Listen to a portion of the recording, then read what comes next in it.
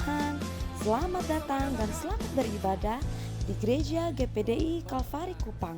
Mari sama-sama kita akan melihat pengumuman untuk jadwal ibadah sepekan.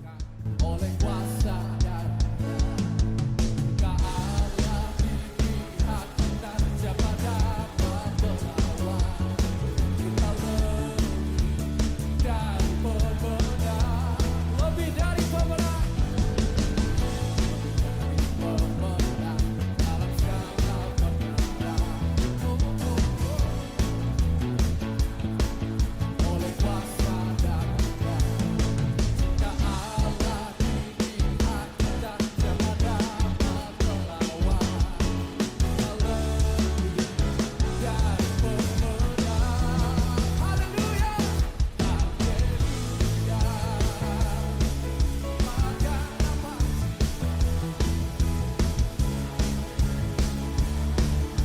Kami juga mengucapkan selamat datang untuk para jemaat yang baru pertama kali bergabung di Gereja GPDI Kalvari Kupang.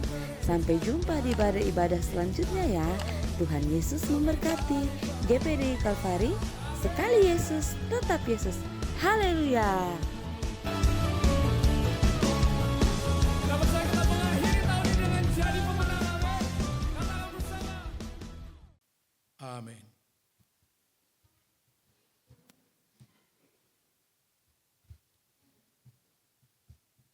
Haleluya. Puji Tuhan. Salam sejahtera dalam nama Tuhan Yesus Kristus. Mari Bapak Ibu Saudara sekalian, kita membuka Alkitab kita. Roma pasal 8 ayat 28. Ayat yang saya kira kita semua hafal dan kita suka. Ya. Roma 8 ayat 28, begini firman Tuhan, saya bacakan buat kita semua. Kita tahu sekarang bahwa Allah turut bekerja dalam segala sesuatu untuk mendatangkan kebaikan bagi mereka yang mengasihi Dia, yaitu bagi mereka yang terpanggil sesuai dengan rencana Allah. Haleluya. Puji Tuhan. Allah turut bekerja dalam segala sesuatu untuk mendatangkan kebaikan bagi mereka yang mengasihi Dia. Puji Tuhan. Seringkali kita hanya sampai pada kalimat Allah turut bekerja. Ya. Tetapi siapa Allah yang turut bekerja? Dan kepada siapa Allah turut bekerja? Itu yang kita harus pahami betul-betul supaya kita pun sungguh-sungguh alami bagaimana Allah yang dahsyat itu bekerja bersama-sama dengan kita. Yang pertama yang perlu kita pelajari dan pahami adalah siapakah Allah yang turut bekerja dengan kita. Yang pertama, Dia adalah Allah pencipta langit dan bumi dan segala isinya hanya dengan berfirman. Betapa dahsyat firman-Nya.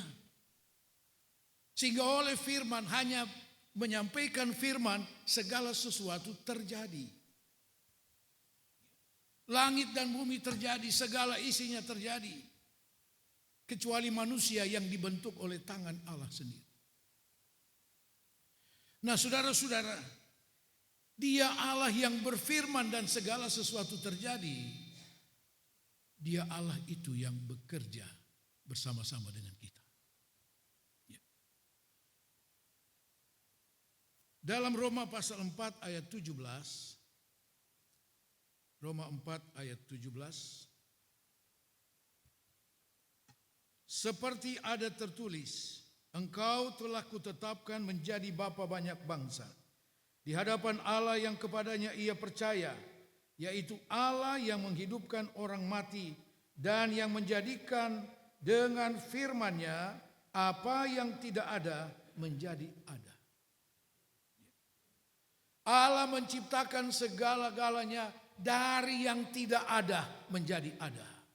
Oleh apa? Firman-Nya. Allah itulah yang turut bekerja bersama-sama dengan kita. Betapa dahsyat firman Tuhan itu. Nah, saudara-saudara sekalian, firman itulah yang menjadikan segala sesuatu ada, dari yang tidak ada menjadi ada. Firman itulah yang Alkitab katakan, Yohanes 1 ayat 14, firman itu telah menjadi manusia. Allah yang pada mulanya menjadikan segala sesuatu oleh firman-Nya. Firman itu sudah datang ke dunia. Firman menjadi manusia di dalam Yesus Kristus. Untuk apa? Untuk bekerja bersama dengan kita. Haleluya. Sesuatu yang tak dapat dipikirkan oleh manusia. Bagaimana firman itu menjadi manusia. Dengan cara Allah yang luar biasa. Saudara-saudara sekalian, dialah Allah. Dialah Allah yang turut bekerja bersama dengan kita. Dialah Allah yang mengasihi dan menyelamatkan kita. Yohanes 3 ayat 16, karena begitu besar kasih Allah akan dunia, sehingga diberikannya anaknya yang tunggal, supaya yang percaya tidak binasa, tapi beroleh hidup yang kekal. Dia bukan hanya mengasihi dan menyelamatkan kita dengan cara yang luar biasa melalui karya penyelamatan Yesus Kristus, tetapi dia juga turut bekerja bersama-sama dengan kita. Dia bukan sekedar menyelamatkan kita, tetapi dia mau turut bekerja bersama-sama dengan kita. Waktu yang akan datang kita akan melihat bagian di mana mengapa Allah turut bekerja dengan kita. Baik, puji Tuhan. Bagian yang kedua yang harus kita pahami adalah dengan siapa Allah turut bekerja. Ya. Seperti saya katakan tadi, seringkali kita hanya sampai kepada Allah turut bekerja bersama-sama mendatangkan kebaikan. Senang sekali kalau kita baca ayat ini, Allah turut bekerja. Itu luar biasa, saudara. Tetapi dengan siapa? Tidak dengan semua orang Allah turut bekerja. Tapi di sini dia katakan, dengan siapa Allah turut bekerja? Yang pertama dikatakan, bagi mereka yang mengasihi Dia. Allah turut bekerja dalam segala sesuatu untuk mendatangkan kebaikan bagi mereka yang mengasihi Dia. Yang pertama, Allah turut bekerja bagi mereka yang mengasihi Tuhan. Katakan amin. Ini sangat penting, saudara. Supaya kita tidak hanya tahu ayat ini Allah turut bekerja, tapi kita tidak pernah alami. Dan sepertinya Allah membiarkan saya jalan sendiri, bekerja sendiri. Kenapa? Karena kita tidak pahami dengan siapa Allah turut bekerja. Dengan mereka yang mengasihi Tuhan. Katakan amin. Dengan saudara yang mengasihi Tuhan. Ada alasan Allah turut bekerja dengan mereka yang mengasihi Tuhan. Sekarang, siapakah mereka yang mengasihi Tuhan itu? Yohanes 14. Yohanes pasal 14 ayat 21 dan ayat 23. Yohanes 14 ayat 21 dan 23. Barang siapa memegang perintahku dan melakukannya, dialah yang mengasihi aku. Dan barang siapa mengasihi aku, ia akan dikasihi oleh Bapa-Ku, dan aku pun akan mengasihi dia dan akan menyatakan diriku kepadanya. Ayat 23. Jawab Yesus, jika seorang mengasihi aku, ia akan menuruti firman-Ku, dan Bapa-Ku akan mengasihi dia, dan kami akan datang kepadanya dan diam bersama-sama dengan dia. Haleluya. Siapakah mereka yang mengasihi Tuhan? Mereka yang berpegang kepada perintah Tuhan, yang menuruti apa kata firman Tuhan, melakukannya dengan sungguh-sungguh. Mereka itulah yang mengasihi Tuhan. Dan kepada mereka itulah Allah turut bekerja. Haleluya. Jangan komplain, kok Allah sepertinya membiarkan saya. Mari kita introspeksi, saudara. Masihkah saya sungguh-sungguh mengasihi Tuhan dengan mentaati sungguh-sungguh firman Tuhan? Dengan hidup sesuai dengan firman Tuhan, tidak menyimpang ke kiri dan ke kanan. Saudara tidak usah minta penyertaan Tuhan. Saudara tidak usah minta Tuhan turut bekerja. Dengan sendirinya Allah turut bekerja.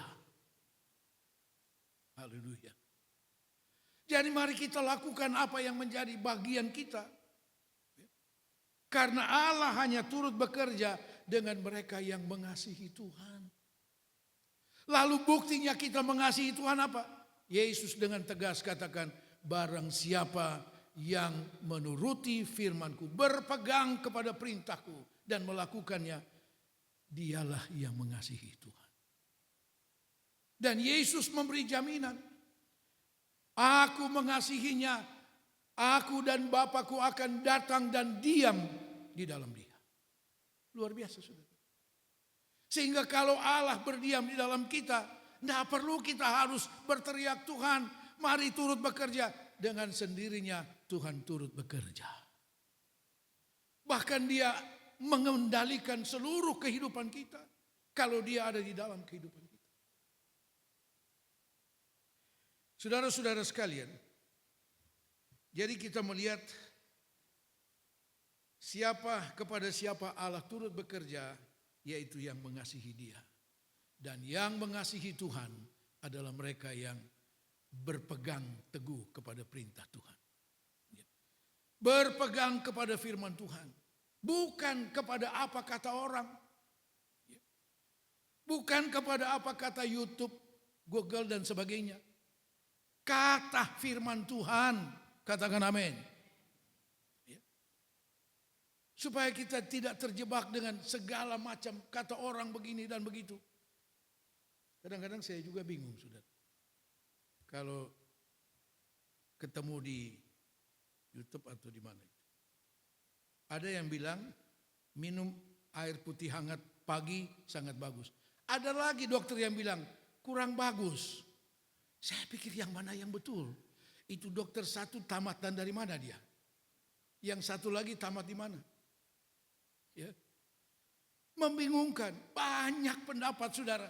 Karena itu Yesus tegaskan, berpegang kepada perkataanku, kepada firman Tuhan. Ya.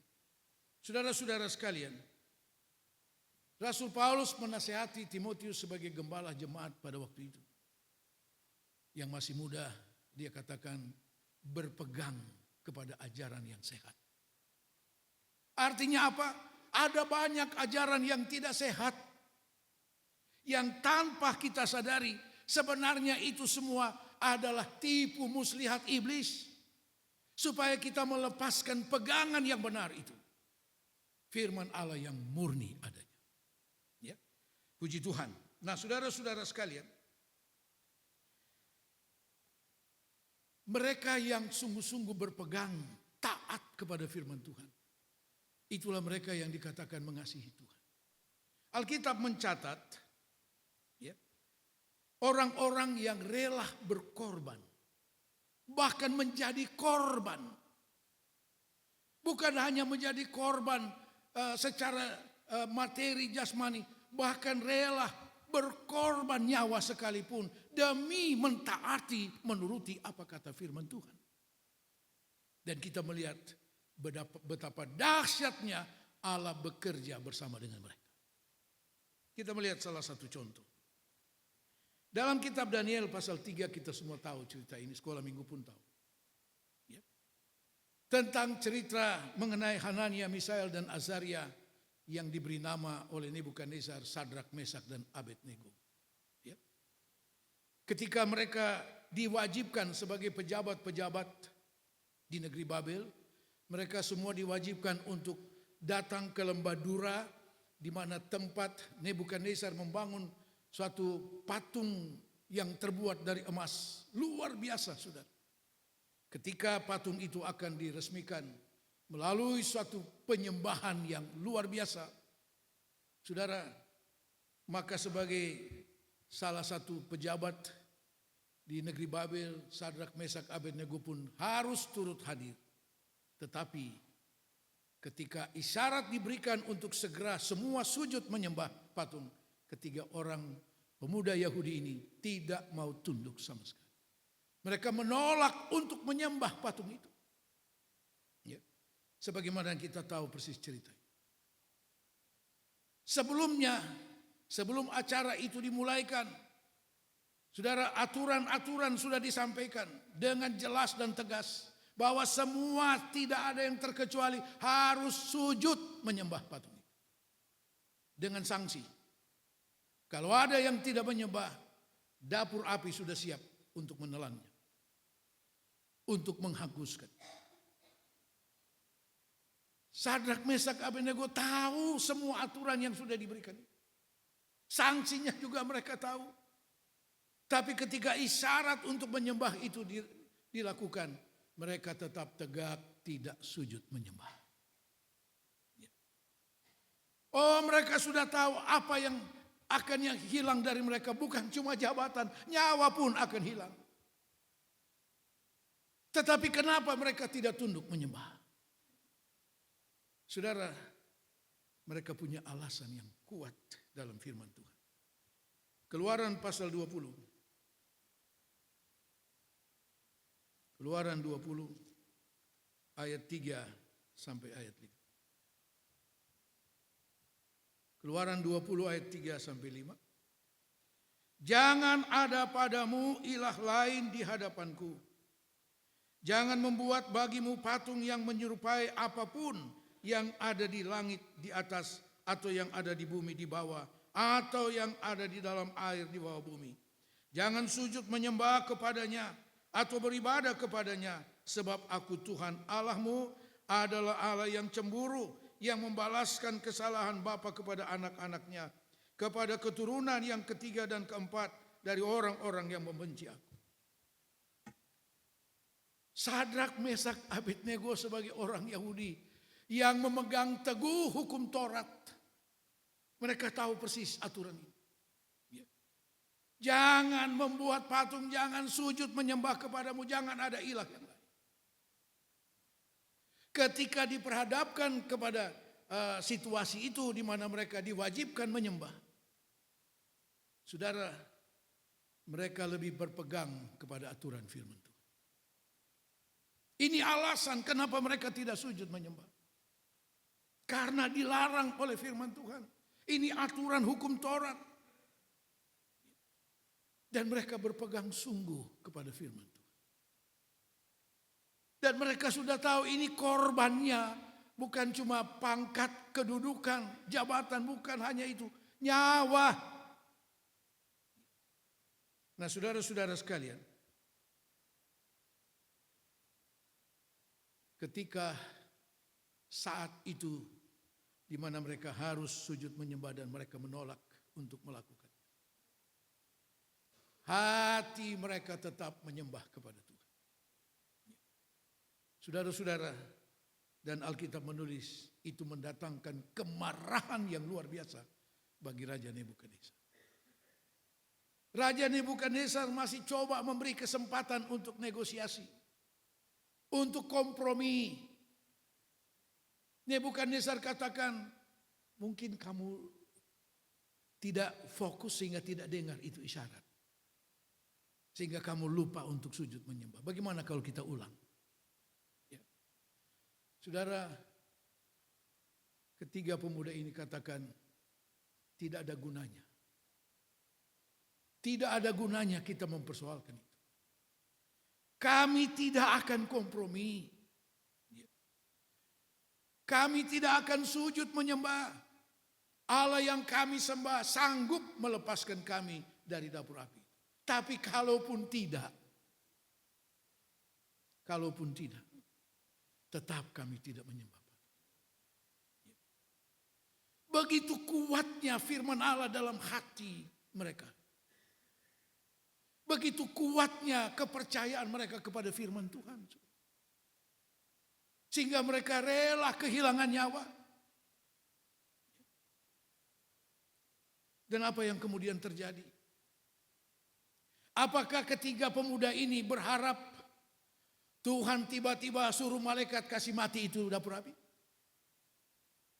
Atau malaikat tiba-tiba datang cabut nyawa dari Nebukadnezar dan selesai masalah mereka? Tidak. Seringkali kita coba mendikte Tuhan ketika kita menghadapi suatu masalah. Menurut akal kita. Tuhan, saya ada masalah. Coba Tuhan buat begini, mungkin akan selesai. Atau Tuhan, ketiga pemuda ini tidak coba mendikte Tuhan. Mereka hanya tahu bahwa Tuhan sanggup. Haleluya. Itu yang harus ada pada kita. Menghadapi situasi apapun, Allahku sanggup. Selesai. Dengan cara apapun, Tuhan lebih tahu. Tidak usah kita atur Tuhan. Mereka tidak lalu mulai berdoa dalam hati. Tuhan, tolong supaya ini raja ini selesai sudah. Ya. Tidak. Saudara-saudara sekalian. Dan akhirnya sesuai dengan aturan yang dibuat oleh Nebukadnezar, mereka pun dibuang ke dalam dapur api. Saudara, Allah turut bekerja dengan ketiga pemuda ini dengan cara Tuhan yang dahsyat, yang jauh melampaui akal dan pikiran kita manusia. Jauh melampaui logika kita. Dan apa yang kemudian terjadi kita lihat dalam Daniel pasal 3.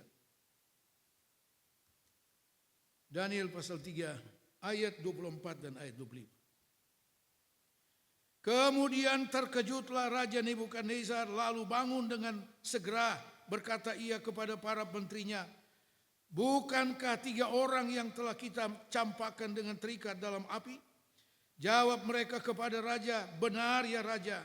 Katanya, tetapi ada 4 orang kulihat berjalan-jalan dengan bebas di tengah-tengah api itu. Mereka tidak terluka dan yang keempat itu rupanya seperti anak dewa. Itu cara Tuhan. Itu cara Allah bekerja. Saudara-saudara, yang harus kita pahami ketika Allah turut bekerja adalah cara Allah bekerja yang tidak selalu harus ikut cara pikir kita. Yang tidak harus selalu ikut metode kita. Sebab Allah dalam bekerja, saudara, tidak selalu hanya dengan satu cara. Seperti dalam hal penyembuhan. Ada satu gereja di Indonesia yang sangat terkenal itu. Yang kesembuhan itu hanya dengan minyak urapan. Yesus tidak punya cara yang baku untuk kesembuhan. Oh, Yesus punya segala macam cara. Dia sewaktu-waktu hanya berkata, pergilah, imanmu sudah menyembuhkan engkau. Tanpa dia jamah selesai, sembuh. 10 orang kusta datang dari jauh berteriak, kasihani kami. Yesus katakan, pergi tunjukkan dirimu kepada imam. Di jalan mereka semua sembuh. Tapi ada waktunya Yesus juga jamah dan sembuhkan. Bahkan memakai wadah pasir dengan ludahnya taruh di mata yang buta. Sembuh. Yang justru tidak pernah saya baca dalam 4 Injil itu, Yesus memakai minyak urapan. Tidak ada. Dalam kitab Yakobus dikatakan kalau ada jemaat yang sakit, panggil tua-tua jemaat, doakan dengan mengoleskan minyak. Kalau ada minyak. Ya. Dengan mengolesi, bukan mengurapi.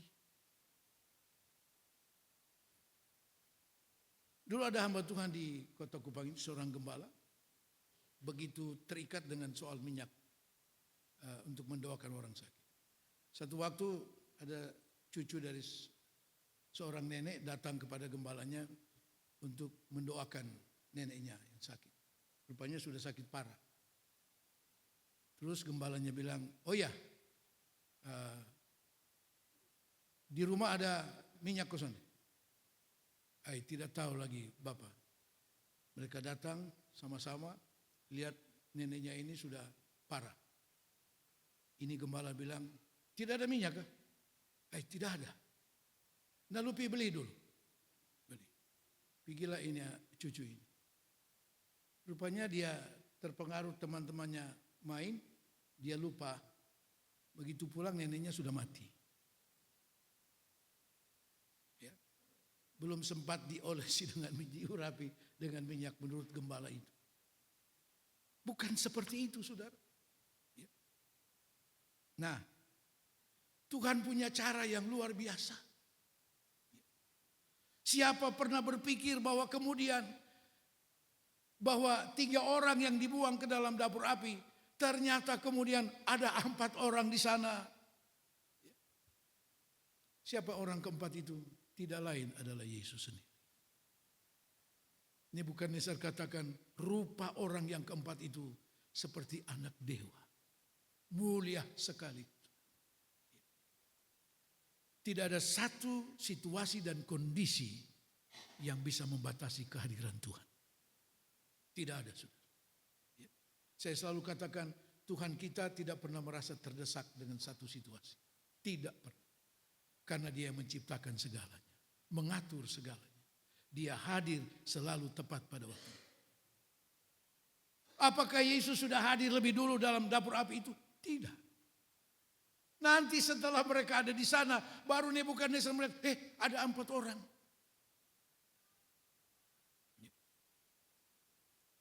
Padahal itu algojo yang mengangkat ketiga orang ini. Cuma karena pengaruh panasnya dari dapur api. Mereka yang mati. Tapi mari kita lihat satu poin penting dengan peristiwa Allah turut bekerja dengan Sadrak, Mesak dan Abednego itu. Yaitu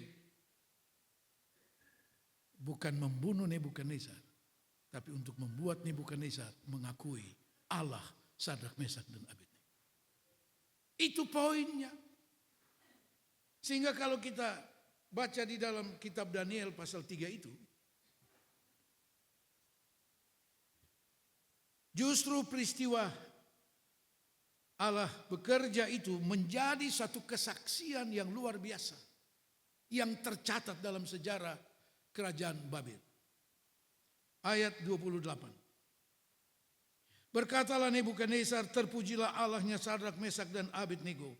Ia telah mengutus malaikatnya dan melepaskan hamba-hambanya yang telah menaruh percaya kepadanya dan melanggar titah raja, dan yang menyerahkan tubuh mereka karena mereka tidak mau memuja dan menyembah ilah manapun kecuali Allah mereka. Sebab itu aku mengeluarkan perintah bahwa setiap orang dari bangsa, suku bangsa atau bahasa manapun ia yang mengucapkan penghinaan terhadap Allahnya Sadrak, Mesak dan Abednego akan dipenggal-penggal dan rumahnya akan dirobohkan menjadi timbunan puing, karena tidak ada ilah lain yang dapat melepaskan secara demikian itu, dan seterusnya. Ini poinnya.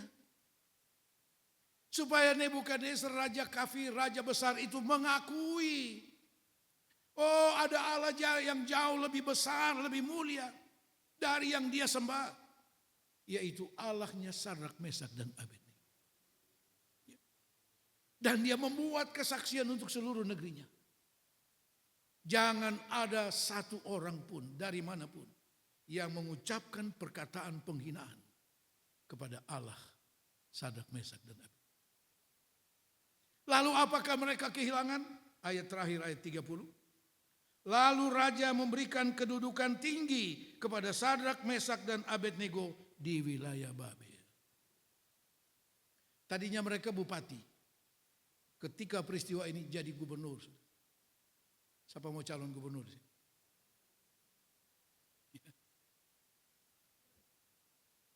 Bagi Tuhan tidak ada yang mustahil.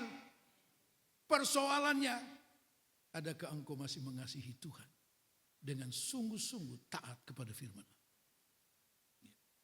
Tanpa memperdulikan untung rugi apapun.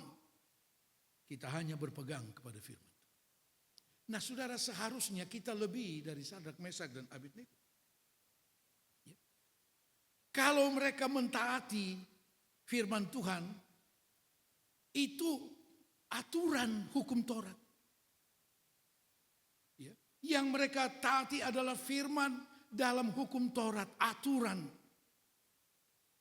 Jadi mereka berpegang taat kepada firman Tuhan karena aturan. Saudara dan saya harus lebih dari. Karena apa? Kita mentaati firman Tuhan karena mengasihi Tuhan. Haleluya. Karena kita mengasihi Tuhan bukan sekedar aturan. Kalau aturan mudah saja dilanggar. Sebab di mana ada aturan pasti ada pelanggaran. Tapi kita punya dasar menuruti firman Tuhan karena kita mengasihi Tuhan. Artinya apa? Kita punya hubungan yang sangat dekat dengan Tuhan. Kita punya relasi yang kuat dengan Tuhan. Saudara-saudara, sehingga kita harus mengalami seharusnya lebih daripada Sadrak, Mesak, dan Abednego. Mereka melakukannya karena aturan hukum Taurat. Ayat yang kita baca dalam kitab Keluaran itu adalah bagian dari hukum Taurat. 10 hukum yang menjadi inti dari hukum Taurat. Tapi saudara dan saya melakukan, menuruti firman Tuhan karena kita mengasihi Tuhan. Masihkah kita dapat menuruti kata firman Tuhan ketika engkau diperhadapkan kepada situasi dan kondisi di mana itu sangat merugikan engkau, baik secara jasmani, materi, dan sebagainya? Masihkah engkau mau berpegang kepada firman Tuhan dan hanya berkata, Allahku sanggup. Haleluya. Allahku sanggup. Itu kalimat jawaban Sadrak, Mesak, Abednego ketika Nebukadnezar coba kompromi dengan mereka. Iblis selalu mau mengajak kita untuk kompromi. Dengan menawarkan keuntungan-keuntungan secara jasmani. Tapi jawaban mereka kiranya juga menjadi jawaban kita. Allahku sanggup. Apapun situasinya, Allahku sanggup. Haleluya. Tuhan Yesus memberkati. Mari kita bangkit. Haleluya.